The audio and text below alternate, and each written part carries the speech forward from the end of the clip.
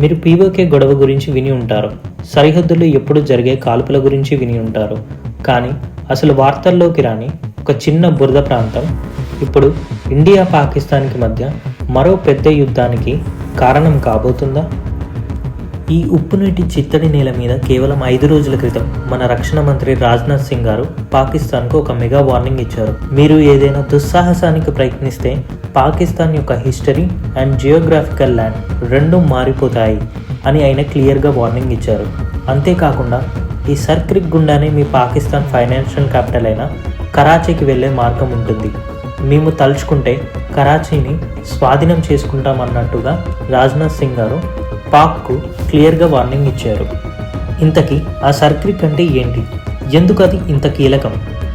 ఈ బురద నేల మీద ఎందుకు గొడవ?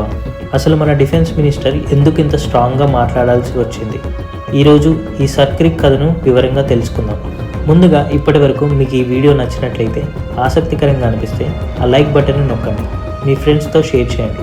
మరియు ఇలాంటి మరిన్ని వీడియోల కోసం మా ఛానల్ని తప్పకుండా సబ్స్క్రైబ్ చేసుకోండి.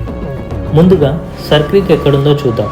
ఇది మన గుజరాత్లోని రన్ ఆఫ్ కచ్ ప్రాంతంలో పాకిస్తాన్లోని సింధ్ ప్రొవిన్స్కు మధ్య ఉంది. ఇది 96 కిలోమీటర్లు పొడవున్న ఒక ఉప్పునీటి కయ్య, అంటే సాల్ట్ ఎవాపరేషన్ పాండ్స్.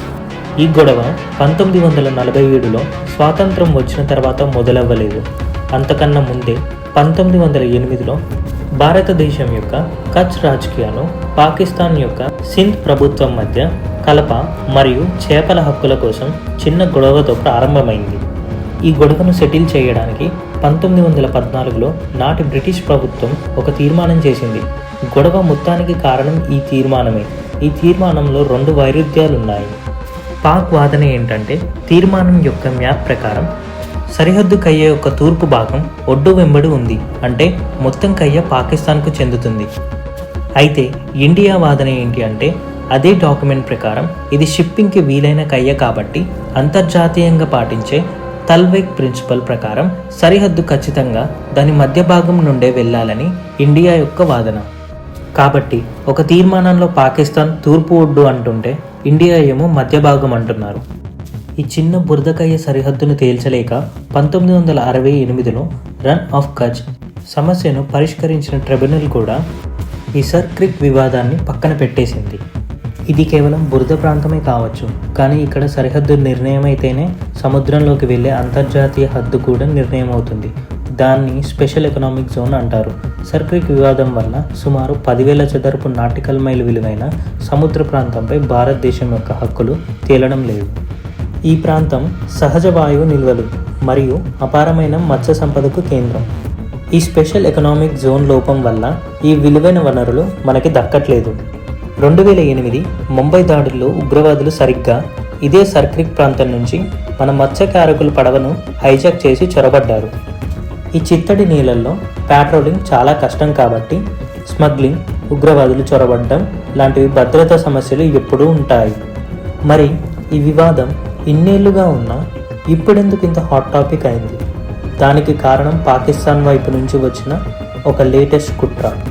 నిఘా వర్గాల సమాచారం ప్రకారం పాకిస్తాన్ తన సరిహద్దు వైపునున్న సర్క్రిక్ ప్రాంతంలో మిలిటరీ ఇన్ఫ్రాస్ట్రక్చర్ భారీగా పెంచుతుంది. కొత్తగా ఫార్వర్డ్ బేస్లు, బంకర్లు, రాడార్ సైట్లు నిర్మిస్తుంది. అందుకే మన రక్షణ మంత్రి రాజ్నాథ్ సింగ్ గారు భుజ్ సైనిక శిబిరంలో దసరా నాడు జవాన్ను ఉద్దేశించి మాట్లాడారు. పాక్ చేస్తున్న నిర్మాణాలను ఖండించారు.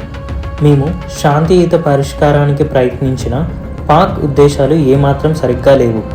ఈ చర్యలు వారి దురుద్దేశాలను స్పష్టంగా చూపిస్తున్నాయి అని తెలిపారు. అయితే ఇక్కడ ఆయన అత్యంత కీలకమైన హెచ్చరికను చేశారు. 1965లో మా ఇండియన్ ఆర్మీ లాహోర్ వరకు చేరింది. ఆ రోజు లాహోర్ని స్వాధీనం చేసుకొని మళ్ళీ మీరు వేడుకోవడం వల్ల లాహోర్ని మళ్ళీ మీకు అప్పగించామని గుర్తు చేశారు. 2025లో పాకిస్తాన్ గుర్తుంచుకోవాలి, కరాచీకి వెళ్ళే ఒక మార్గం ఈ క్రిక్ గుండానే వెళ్తుంది. ఇది పాకిస్తాన్ ఆర్థిక రాజధాని కరాచీని నేరుగా టార్గెట్ చేస్తూ మా నేవీ, ఎయిర్ ఫోర్స్ సామర్థ్యాన్ని మళ్ళీ గుర్తు చేసిద్ది అని స్ట్రాంగ్గా వార్నింగ్ ఇచ్చారు. అయితే సింధూర్ 2.0 మళ్ళీ మొదలవుతుందా అనేది ఇప్పుడు హాట్ టాపిక్. అయితే రాజ్నాథ్ సింగ్ గారు దీనికి జవాబుగా ఆపరేషన్ సింధూర్ గురించి ప్రస్తావించారు.